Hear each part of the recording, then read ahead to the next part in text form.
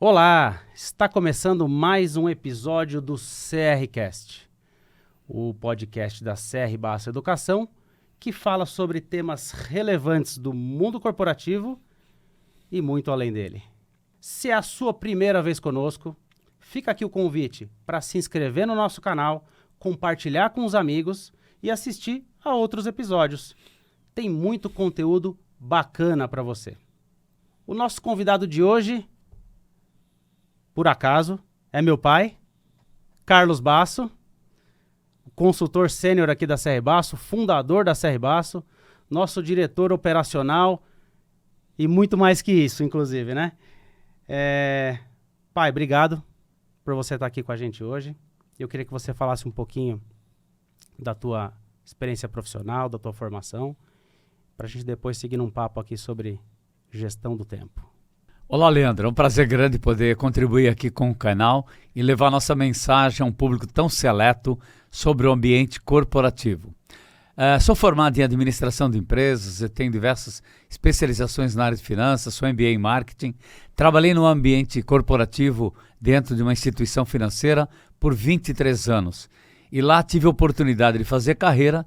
Nos últimos anos eu tive um convite para desenvolver um programa de formação de novos gerentes. E esse trabalho me deu bastante empolgação.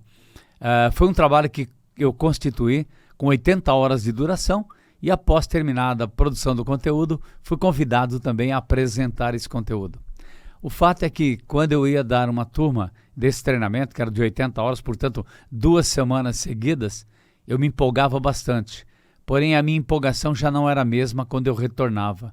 E isso fez uma mudança na minha mente a ponto de rescindir o meu contrato com a instituição financeira e trabalhar já há 26 anos só em educação corporativa. E é um prazer muito grande porque é uma missão fantástica de contribuir com profissionais e organizações para que sejam mais competitivas. É um prazer estar aqui com você hoje. Imagina, eu que agradeço. Obrigado por aceitar o nosso convite. Nós sabemos, né, que a nossa agenda aqui de transmissões, de treinamentos é sempre muito cheia, graças a Deus.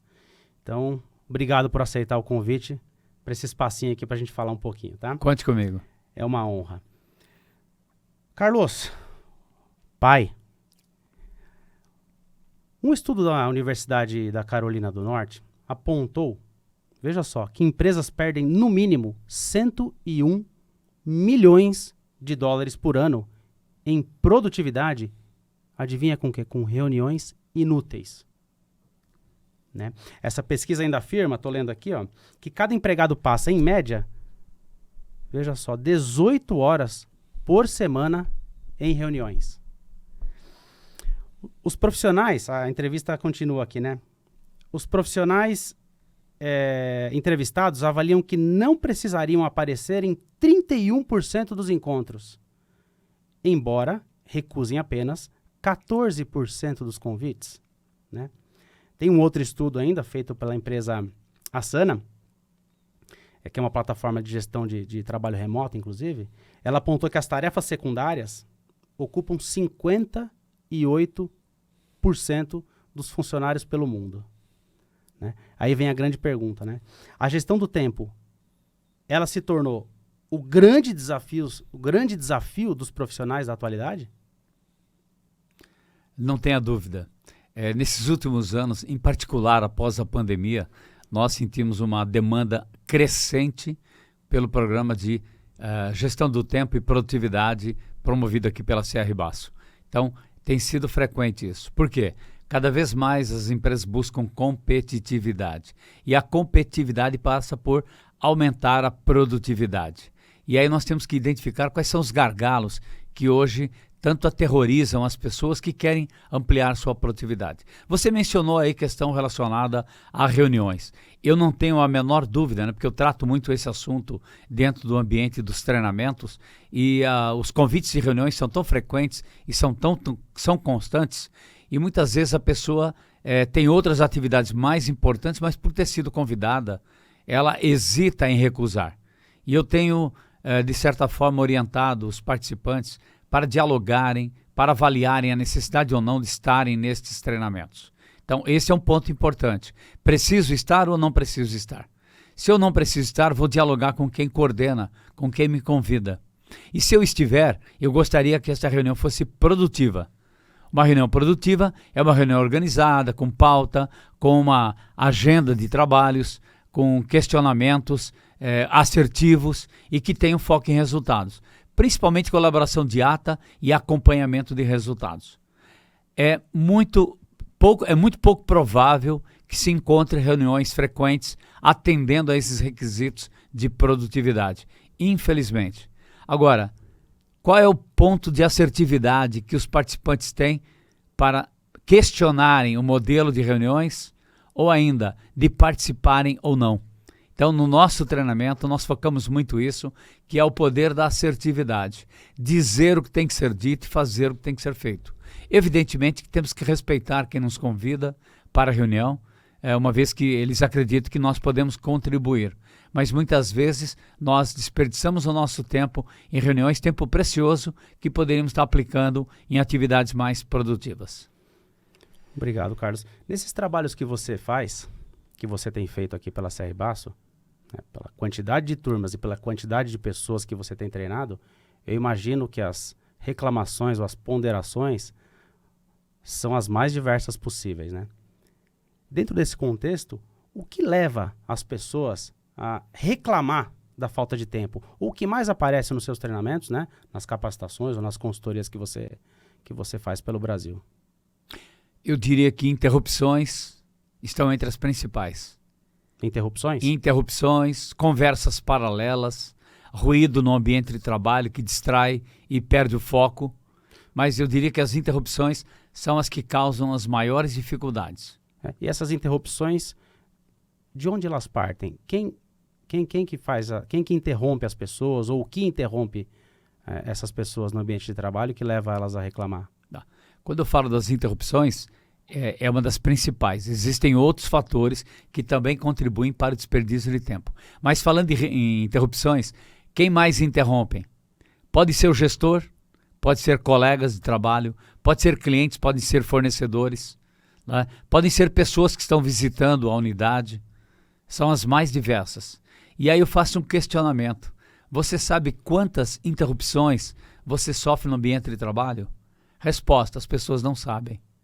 Elas consideram que recebem muitas interrupções, mas quando você pergunta objetivamente quantas interrupções você sofre por dia ou quantas interrupções você sofre por semana, elas não sabem.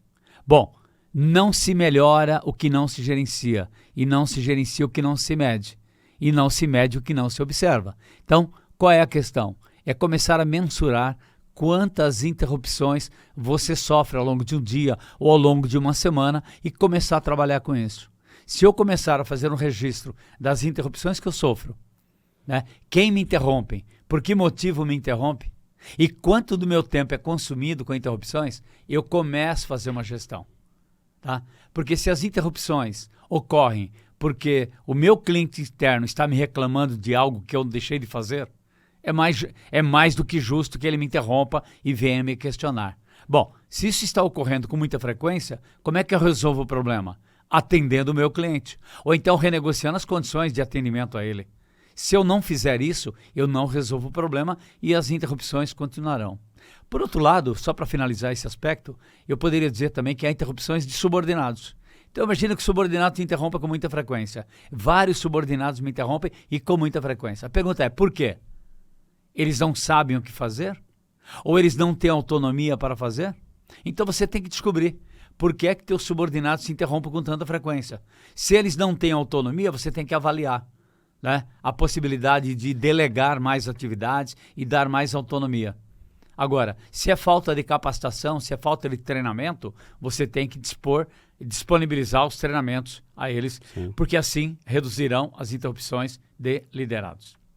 Eu acho um ponto muito interessante do teu trabalho, de todas as turmas que eu participo, e que eu vejo o pessoal, depois que faz o que eu vou dizer agora, cresce o olho e ficam até preocupados, é aquele exercício de balanço diário de uso do tempo. Não é? Quando o pessoal faz isso aí, depois eles preenchem aquilo ali e olham, minha Nossa Senhora, não é? Fala um pouquinho para nós isso aí, não é? Acho que você já observa isso bem mais que eu, né? Porque você está de frente da turma, né? Muito bem, tivemos várias Esse é um aspecto experiências. interessante. Sem dúvida, Leandro, sem dúvida. Tivemos várias experiências sobre esse aspecto, né? Uhum. Agora há pouco eu comentei, não se melhora o que não se gerencia. Não se gerencia o que não se mede. Aí eu pergunto, como você usa o seu tempo? Porque se você me diz... Aí a pessoa não sabe, né? Se você me diz que não consegue fazer seu trabalho, como é que você usa o seu tempo? Todos nós sabemos que o nosso tempo é limitado. Nós temos dias de 24 horas, horas de 60 minutos, minutos de 60 segundos, semana de 7 dias, meses de 30 dias. Ninguém tem privilégio. O tempo é igual para todos. O tempo é igual para todos. A pergunta é como é que você usa o seu tempo? Então, eu provoco os participantes a entender o seguinte: se você descobrir como hoje você usa o seu tempo, vamos considerar o intervalo de uma semana. O intervalo de uma semana, supondo de segunda a sexta-feira. Então, nós temos 5 dias da semana. Vamos imaginar que cada dia tem 8 horas. Então, nós temos 40 horas da semana. Como é que você usa esse tempo? Então, você precisa descobrir como utiliza o seu tempo. É uma analogia que eu faço com o ambiente da contabilidade, né? Quando eu pergunto para um participante, sua empresa sabe quanto gastou com horas extras no mês passado? A resposta é, sim, sabemos. Quanto gastou com manutenção? Sim, sabemos. Ótimo. E você sabe quanto tempo você gastou com reuniões? Ou com interrupções? Ou com deslocamentos? Não, nós não sabemos. Bom, como é que você quer melhorar o que você não gerencia? E como é que você quer gerenciar se você não mede? Como é que você quer medir se você não observa? Então, fazer o balanço diário de uso do tempo é fazer registros, para que você saiba, ao longo de uma semana, quanto do seu tempo foi dedicado a participar de reuniões, quanto do seu tempo foi consumido em deslocamentos, quanto do seu tempo foi utilizando leituras e respostas de e-mails, quanto do seu tempo foi com telefonemas, quanto do seu tempo foi consumido com interrupções, ou seja, as várias ocorrências que tem no nosso dia a dia.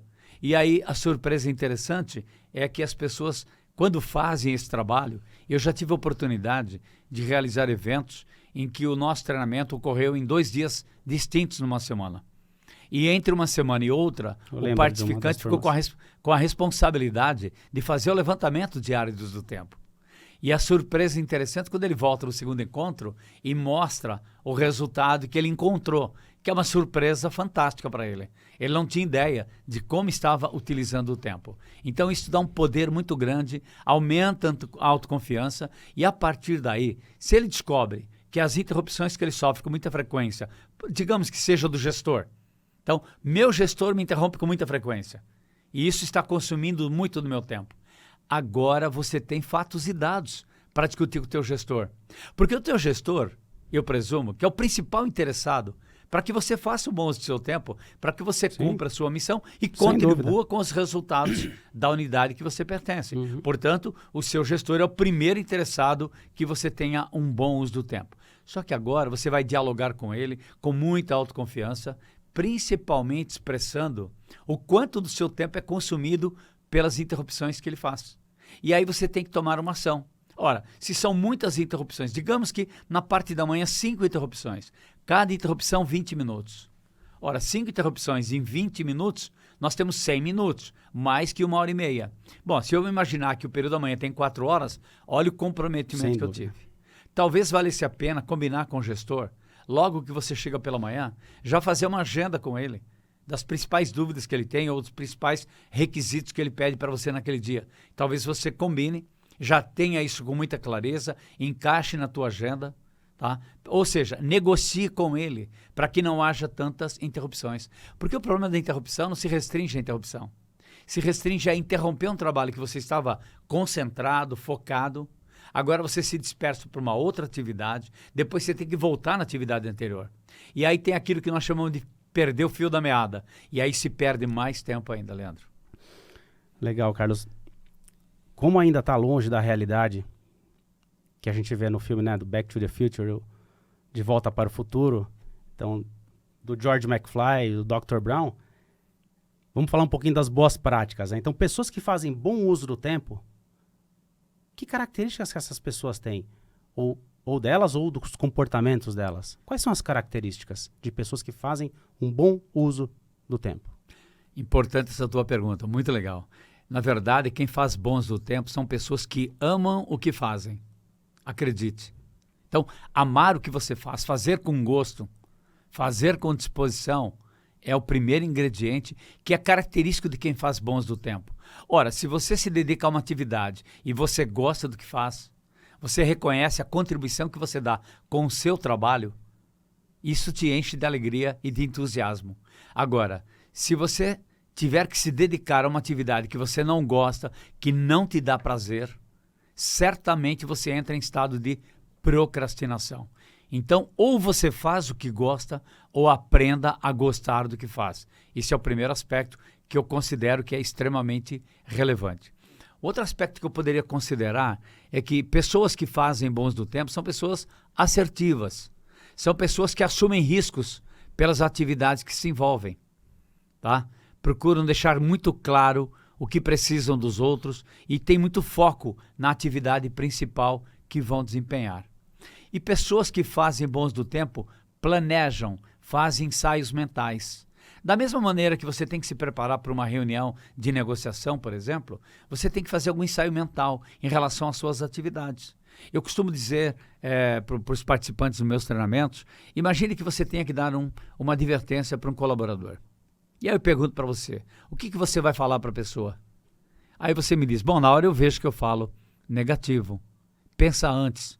Com quem você vai falar? O que você vai falar? E se a pessoa recusar?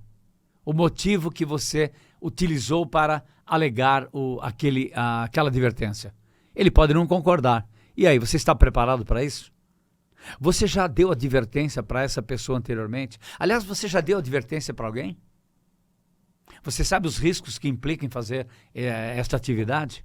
Então pense antes, porque esta atividade mal desempenhada pode gerar um desgaste com este colaborador, e vai ficar zangado, ele volta para o ambiente de trabalho. Antes você tinha problema com uma pessoa, agora ele contamina mais 8 pessoas que estão na área e você tem problemas com 9 pessoas.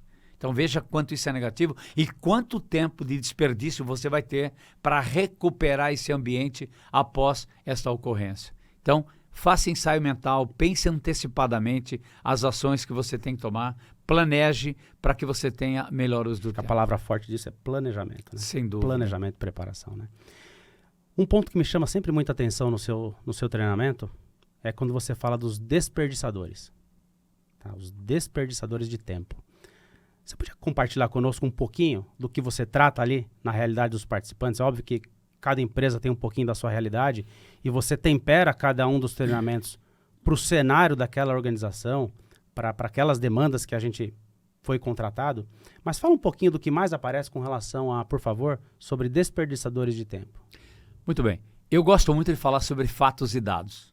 Se eu pergunto para a pessoa quais são os seus desperdiçadores de tempo, ela diz, eu acho isso, eu acho aquilo, eu acho isso, eu acho aquilo. Ora, isso é inferência. Por que é uma inferência? Porque ela não tem fato, ela não tem registros. Então, a minha recomendação é que ela faça o balanço diário de uso do tempo.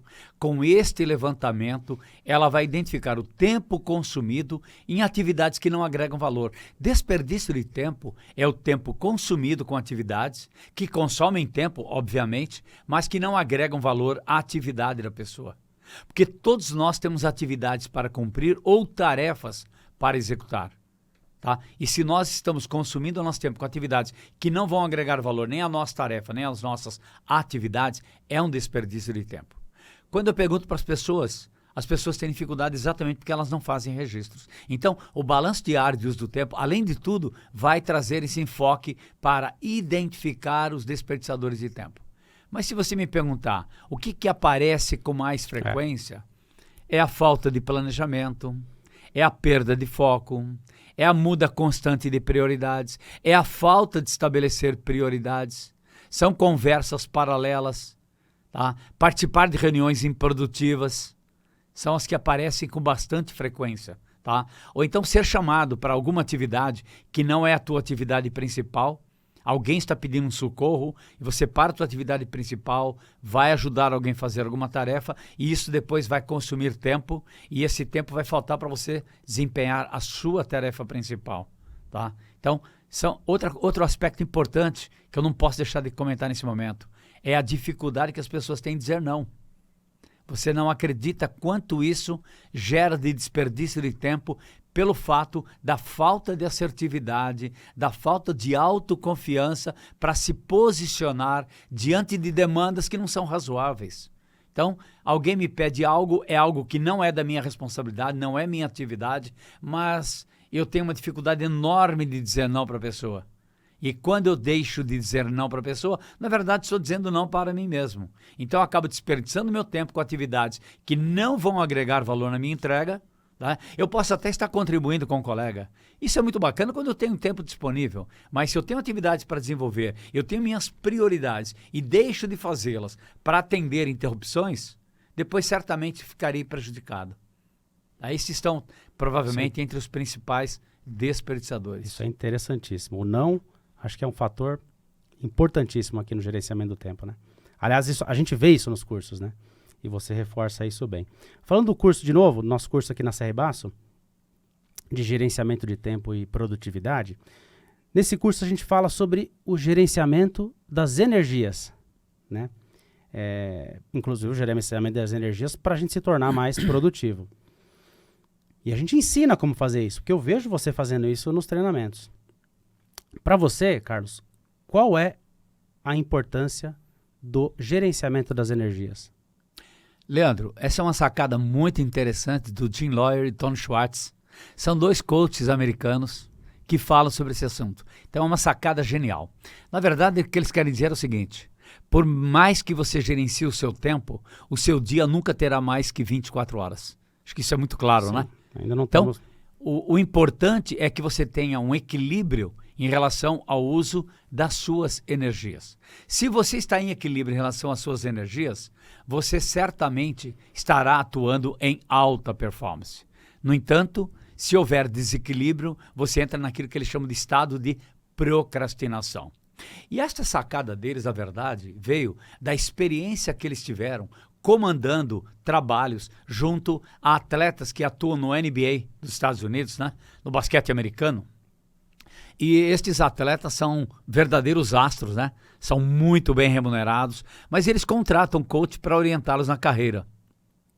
E o Jim Loyer e o Tony Schwartz são coaches que fazem exatamente esse trabalho. E esse trabalho ganhou mais notoriedade ainda, começou a viralizar, porque o próprio Google contratou esses coaches para fazer palestras no Google sobre esse assunto. Tá? Então, o que envolve o gerenciamento das energias são 4 energias que os autores citam e que eles trabalham junto com esses atletas. Eles falam da energia física, que é a energia do corpo. Eles falam da energia emocional, que é a energia dos relacionamentos.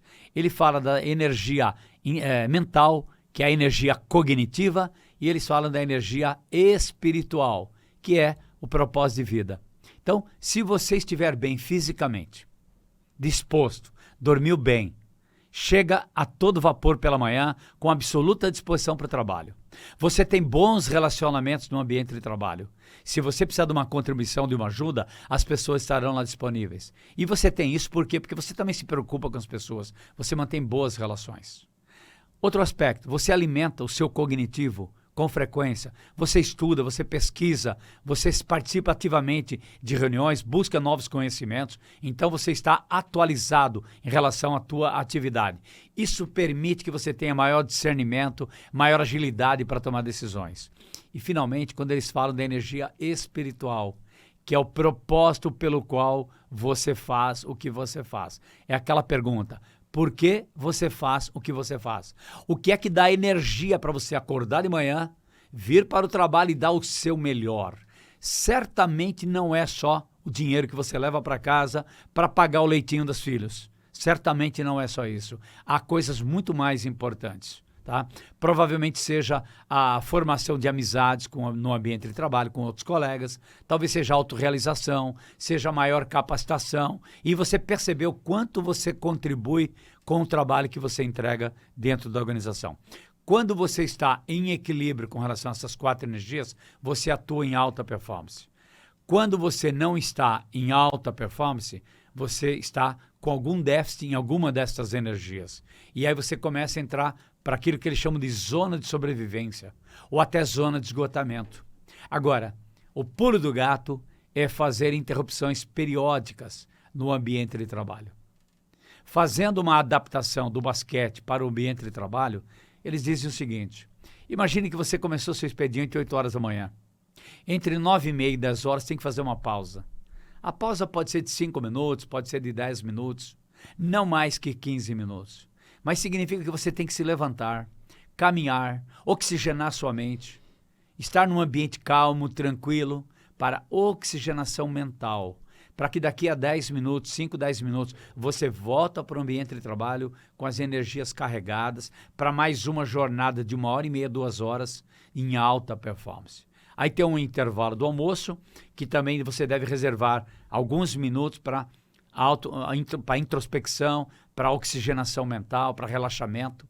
Volta no ambiente da tarde, faz a mesma coisa que você voltou de manhã. Se você voltou às 13 horas, por volta de 14h30, 15 horas, repita a pausa. Então, significa que você faz pausas no ambiente de trabalho para que você se recarregue e tenha essa energia. Agora, chegou de manhã cansado, chegou com dor na coluna, chegou com problema intestinal, chegou com dor no estômago, com enxaqueca, não consegue, chegou atrasado no trabalho, não consegue nem cumprimentar os colegas, já tem gente te cobrando, já começou uma tensão muito grande. Chega às 9h30, 10 horas, nem pensar em fazer uma pausa. Você está com tudo atrasado, todo mundo te cobrando, então você já começa a entrar num círculo vicioso, né? E que vai ser muito ruim e vai cobrar muito de você. Então, vai te gerar muito desgaste, a confusão mental vai ser grande, um trabalho que você faria em meia hora já vai levar 1 hora, e o desgaste é muito grande. E o sentimento de baixa autoestima vai reforçar, e isso é muito ruim, pode levar inclusive você à zona de esgotamento, tá? Aí vai levar um estresse exagerado e pode realmente levar a uma condição que talvez você precise até de uma ajuda, alguém que lhe estenda a mão para que você consiga sair deste aspecto. Esse é um fato bastante importante e ele faz uma analogia entre o basquete, né, o treinamento que é feito no basquete, os jogos, com o ambiente corporativo. Eu tenho certeza que muita gente que está nos assistindo aqui se enquadra ou se vê ou se enxerga nessa situação, viu? Até porque em parte até eu me enxergo, né? Pergunta que não quer calar. Acho que falamos isso eu e você hoje de manhã, né? O que se deve fazer primeiro? O que é urgente ou o que é importante? Muito bem. É a pergunta que eu faço quando eu vou tratar desse assunto, a pergunta que eu faço para os participantes, né? O que é que você faz primeiro? 99% das vezes, primeiro se faz urgente, para depois fazer o importante. As pessoas consideram isso. Eu sei, então, eu vejo você fazendo essa pergunta nos treinamentos, depois quando você dá a resposta e desenvolve o tema, eu vejo a carinha e os olhinhos deles, hoje online, né? Eu vejo a carinha e os olhinhos deles ali. Então, mas Leandro, desculpa, pode continuar. Não, perfeito. O que acontece é o seguinte, a primeira resposta é o que é urgente. E por que é urgente? Porque alguém está cobrando. Aquilo que é urgente, alguém está cobrando. Mas eu faço uma segunda pergunta. E se o urgente não for importante? Aí as pessoas ficam assim, um pouco indecisas. E aí eu entro com o conceito, né, que nós trabalhamos nesse evento, do Stephen Covey, né, o autor do livro Os 7 Hábitos das Pessoas Altamente Eficazes. Ou seja, ele fala da matriz do gerenciamento do tempo, onde ele combina aquilo que é importante e é urgente, aquilo que é urgente, mas não é importante, e aquilo que não é importante, mas é urgente. E o último quadrante não é nem importante e nem urgente. Ora, o primeiro quadrante é o quadrante do desafio. É o primeiro quadrante onde você combina aquilo que é importante e é urgente. Muito bem, o que é importante? Aquilo que é atribuição tua, aquilo que faz parte da tua missão, aquilo que está na descrição do seu cargo, aquilo que é entrega sua e pelo qual você será avaliado. Isso é importante. Agora, por que está no quadrante importante e urgente? É que você já deveria ter feito e não fez. Já deveria ter terminado e não terminou. Já deveria ter entregue e não entregou. E agora você sabe que está no deadline e agora estão te cobrando, está uma pressão muito grande. Então você está apagando incêndio. Talvez a melhor definição para utilizar nesse momento. Então esse é o quadrante 1. O quadrante 2, que é o quadrante da qualidade, é quando você está fazendo coisas importantes e não urgentes. Ora, uma coisa importante e não urgente são as suas escolhas. Então você deve deixar claro quais são suas entregas, você deve deixar claro o planejamento, você deve deixar claro a priorização, você deve deixar claro o relacionamento que você tem com as partes envolvidas, você deve deixar claro tempo para você trabalhar e melhorar aquilo que você faz, aquilo que você entrega. Esse é um ponto fundamentalmente importante. Quando isso acontece, ninguém está te cobrando, ninguém está te pressionando. Você faz o importante e não deixa o importante virar urgente. Então você se antecipa às suas atividades, você age antecipadamente, age proativamente, com senso de urgência e entrega antes de virar urgente. Este é o quadrante da qualidade. O terceiro quadrante é o quadrante que você está no quadrante do desperdício, porque você está fazendo coisas que não são importantes, mas são urgentes. Ora, se não é importante, é porque não é atribuição tua. Não é responsabilidade tua. E por que é urgente? Porque alguém está te cobrando. Imagine alguém que deveria ter enviado um e-mail para uma outra pessoa, mas ele está em dúvida do texto. E aí ele manda um e-mail para você pedindo para você ajudar. Daqui a instantes ele está mandando uma mensagem pelo Zap. E daqui a pouco ele vem lá no seu biombo, lá na sua estação de trabalho e te cobra. Bom, você tem que parar o seu trabalho para fazer algo que não é atribuição tua, não é responsabilidade tua, você não vai ser cobrado por fazer essa atividade, e aí você se dedica a rever o e-mail do colega para ver se aquela resposta que ele está encaminhando para alguém está adequada ou não, ou se é de um outro idioma e que você tem habilidade. Ou seja, acontece que a pessoa, provavelmente, já tinha esta demanda há alguns dias. Digamos que na segunda-feira ela recebeu a mensagem e ela tem até a sexta para responder. Sabe o que a pessoa faz? Ela deixa na sexta-feira de manhã para pedir a tua ajuda. E agora ela precisa urgente. Ela chega para você e diz, olha, eu preciso disso até às 11 horas. Eu tenho que mandar a resposta até às 11 horas. Então ela está te pressionando. Então, tipicamente, o quadrante 3 é ocupado por interrupções. Você está ajudando alguém que está no apagando incêndio, está no desespero, é uma atividade daquela pessoa, é responsabilidade dela, ela não fez, ela não concluiu e ela está interrompendo você para pedir a tua ajuda. Então você está usando o seu tempo no quadrante 3, que é o quadrante do desperdício, fazendo algo que não é importante, mas é urgente. O último quadrante é quase que desnecessário comentar, que é o quadrante da decepção. Ou seja, é quando você usa o seu tempo para fazer o que é nem importante e nem urgente, tá? Então, digamos que você fique olhando algum site, algum aplicativo de esporte durante o dia, né? Veja resultados desse tipo, ou fica batendo papo com um colega sobre assuntos fúteis que não tem nada a ver com o ambiente de trabalho. Ou ainda, você para num determinado departamento de trabalho, vê as pessoas discutindo sobre determinado assunto e você gosta de falar sobre aquele assunto, para ouvir e fala para dar seus comentários. Pergunta, é responsabilidade tua aquilo? Não. Alguém te chamou para aquilo? Não. É urgente que você se posicione? Não. Ou seja, desperdício de tempo. Tá? Isso é o tempo que você está desperdiçando no quadrante 4, fazendo algo que não é nem importante e nem urgente. Portanto, nós devemos entender que todos nós usamos os 4 quadrantes. Stephen Covey fala isso.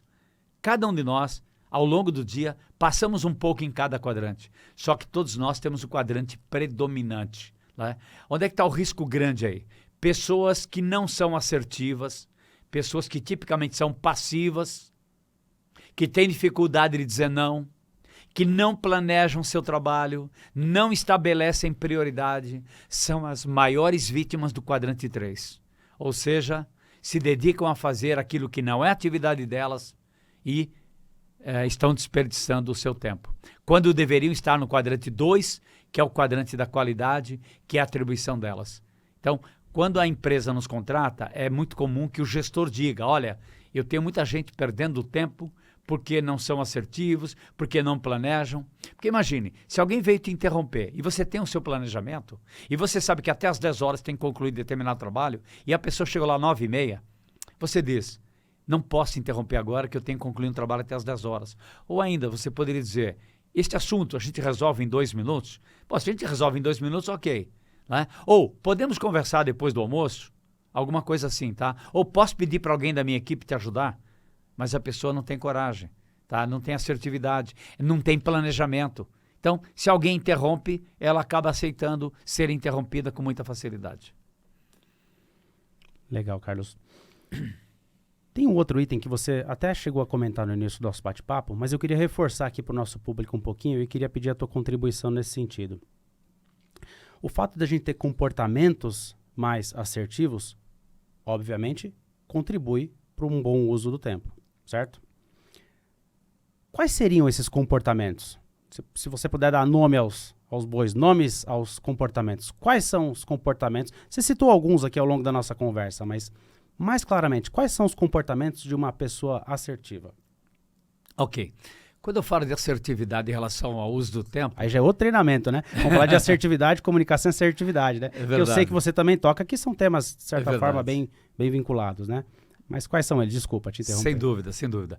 Quando eu falo de assertividade, eu falo tanto do ponto de vista da comunicação, mas também do comportamento. Tá? Então, se você tem a responsabilidade de planejar a sua semana de trabalho, fazer é ser assertivo. Não fazer é ser passivo. Então, o assertivo é a pessoa que faz o que tem que ser feito. Agora, uma coisa é você fazer o planejamento semanal e a outra é você estabelecer prioridades. Então, você pode até ter alocado atividades durante a semana, mas você não priorizou as atividades. Significa que você não colocou por ordem de importância. Bom, se você deixou de colocar por ordem de importância, você não foi assertivo, porque ser assertivo significa fazer o que tem que ser feito. Este é o ponto importante que eu quero considerar com você aí nesse aspecto, tá? Então, é fazer o que tem que ser feito. E ser assertivo é dizer o que tem que ser dito. Ora, se eu participo de uma reunião que não é produtiva, que tal eu conversar com o coordenador da reunião? Dentro da reunião? Claro que não. Porque eu iria expor a pessoa. Não tem nenhum sentido nisso. Mas eu posso procurar a pessoa num ambiente e se eu tiver acesso a essa pessoa e tiver espaço para conversar com ela, eu posso dizer que eu tenho algumas sugestões que poderiam melhorar o desempenho das reuniões e se a pessoa estaria disposta a me ouvir. Isso é ser assertivo. Mesmo se essa pessoa for um gestor da empresa? Sem dúvida ou alguma. Até o gestor direto dela? Sem dúvida alguma. Porque se você fizer isso e você tem um gestor que tem interesse em melhorar o desempenho dele, certamente que isso vai trazer grande contribuição.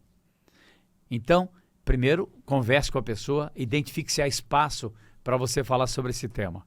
Havendo espaço para falar sobre esse tema, diga quais são as suas observações, mas leve fatos e dados. Planeje. Não chega lá dizendo, ó, eu acho que as suas reuniões são muito longas, eu acho que as suas reuniões não têm disciplina, eu acho que você não planeja, não tem nada de eu acho.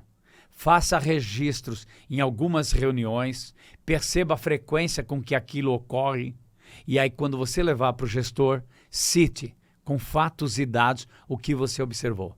Agora, por favor, não apenas aponte o dedo, mas também leve sugestões. Então, quais são suas sugestões para melhorar os aspectos que você considera que prejudicam a produtividade da reunião? Por exemplo, as reuniões não se cobra resultado depois das reuniões. Que tal haver uma ata em que na ata fique explícito a responsabilidade que cada um recebeu de atribuição? E que tal no início da próxima reunião fazer um overview sobre aquilo que ficou na ata, responsabilidade de cada um, o que foi cumprido e o que não foi cumprido? Outro aspecto em relação ao tempo. Se o tempo, há pessoas que se prolongam demais na reunião. Então, que tal estabelecer tempo para as pessoas? Olha, você tem 5 minutos para falar sobre esse aspecto. E diga para a pessoa que é o coordenador, eu posso me oferecer para controlar o uso do tempo. Então, quando faltar 1 minuto para 5, eu vou alertar a pessoa que está se expondo para dizer, ó, você tem mais 1 minuto para concluir. Então, eu também estaria contribuindo. Então, ou seja, leve sugestões. O assertivo, ele não vai ficar reclamando. O assertivo leva solução. O assertivo quer resultados. Então, é no comportamento, nos atos e também naquilo que ele fala. Isso é muito importante. Ô Carlos, a CR Basso, ela é reconhecida no mercado como uma empresa de treinamentos um pouco mais customizados. Até por isso que diversas premiações que a gente recebe são naquele nicho, consultoria de treinamento, né? Naquele escopo de consultoria de treinamento. Como quase todos os nossos trabalhos, ou todos os nossos trabalhos, de certa forma, em algum grau, uns mais e alguns menos, a gente faz uma customização. Quando você está numa reunião de alinhamento, nós estamos numa reunião de alinhamento, nas milhares de empresas que a gente já passou. O que geralmente a gente faz isso ou com RH, ou com o gestor, ou com ambos, né? O que mais aparece? O que mais aparece para você como oportunidade de melhoria ou até uma reclamação por parte deles? Olha, o que precisa ser tocado, o que vai doer é aqui que você tem que trabalhar. Então, o que mais aparece nessas reuniões de alinhamento e que a gente tem que traduzir isso num treinamento objetivo, assertivo e para tratar aquela dor? O que mais aparece? Muito bem.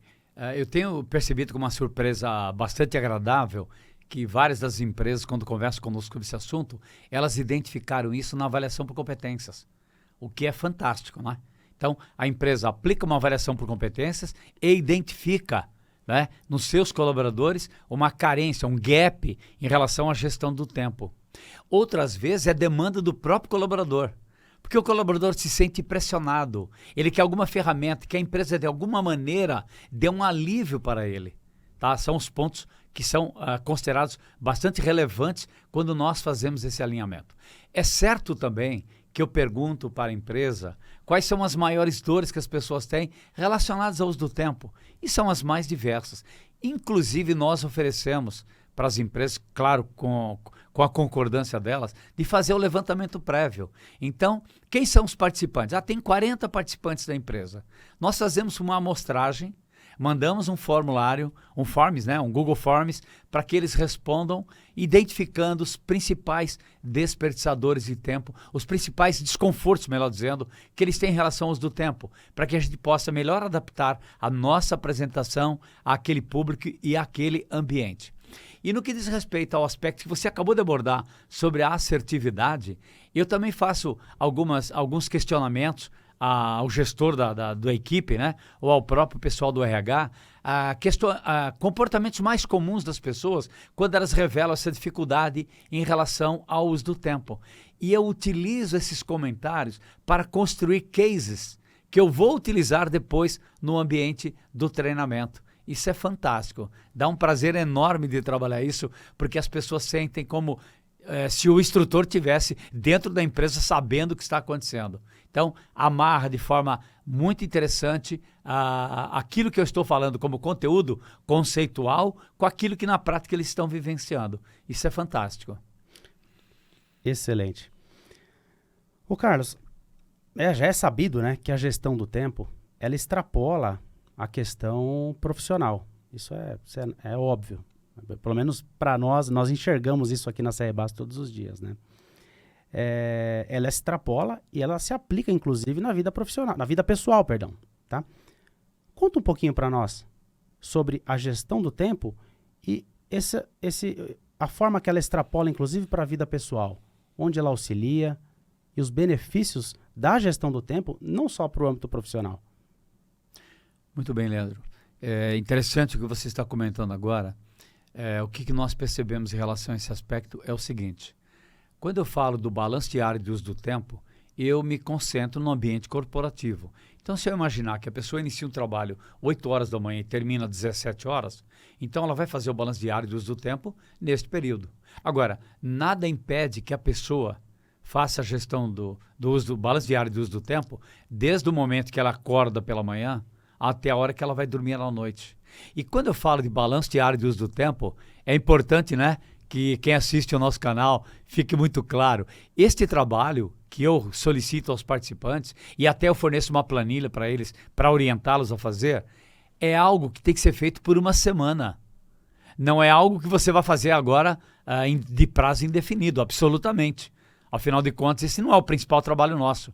Né? Mas por uma semana, faça um levantamento para saber como é que está utilizando o seu tempo. Então, o depoimento que eu recebo das pessoas no final do treinamento diz respeito ao seguinte: o benefício de tudo que ela viu ao longo do dia não se restringe ao ambiente corporativo, mas se expande para o ambiente doméstico, para o ambiente do lar, para o ambiente do relacionamento do casal, digamos, com os filhos, no trato com os filhos. Especialmente quando eu falo do gerenciamento das energias. É incrível como os participantes conectam todo o comentário que eu fiz sobre o gerenciamento das energias com o equilíbrio que eles têm, tanto do ponto de vista da energia física, energia emocional, a energia cognitiva e a energia espiritual. Tá? Até recentemente nós tivemos uma empresa do norte, de um estado do norte, é uma empresa multinacional que atua na área de mineração. Eles fizeram um trabalho, para você ter ideia, foram 3 turmas só para o pessoal de RH das várias unidades que eles têm no Brasil. E por quê? Há uma preocupação muito grande, porque nesse período em que as pessoas têm um trabalho híbrido, principalmente, então o que acontece? A pessoa trabalha à noite, até porque uma multinacional, ela tem outras unidades trabalhando em horários muito distintos, né? Então, se você imagina que você tem uma unidade na China, você tem uma unidade em Israel, tem uma unidade na Índia, você tem uma unidade na Alemanha, enfim, nos vários países do mundo, e as pessoas que estão nesses outros países têm outros horários. Então, o participante tem que atender uma reunião, por exemplo, 3 horas da manhã. Então, você pode imaginar uma coisa dessa. Então, o que acontece? Muitas vezes, ele inicia a jornada de trabalho dele 5 horas da manhã, depois ele faz uma pausa, depois ele volta, faz uma parte da tarde, depois 10h30 da noite ele está trabalhando. E aí o que acontece? Alguns não têm controle disso. E isso acaba afetando dentro do ambiente do lar, onde a pessoa não consegue ter tempo para a família, não consegue ter tempo para si mesmo. E quando nós falamos do gerenciamento do tempo e utilizar a ferramenta do balanço diário, vai permitir à pessoa perceber exatamente como ela usa o tempo, em que momentos, qual o grau de importância daquilo que ela está fazendo. Tá? E ela toma consciência de que se ela não estiver em alta performance, e alta performance pressupõe que ela esteja descansado, que ela tenha dormido uma quantidade de horas necessárias, que ela tenha cuidado do relacionamento na casa, porque o relacionamento, a energia do emocional não é só no ambiente corporativo, mas também é no ambiente doméstico, é no ambiente da família e tudo mais. Então, participar do treinamento de gerenciamento do tempo faz com que as pessoas saiam com uma extrema autoconfiança de como melhor governar suas vidas. Muito bom, muito bom. Carlos, muito obrigado por esse papo aqui, que foi super enriquecedor. Acho que é um dos trabalhos que a gente mais entrega aqui na CR Basso. Tá?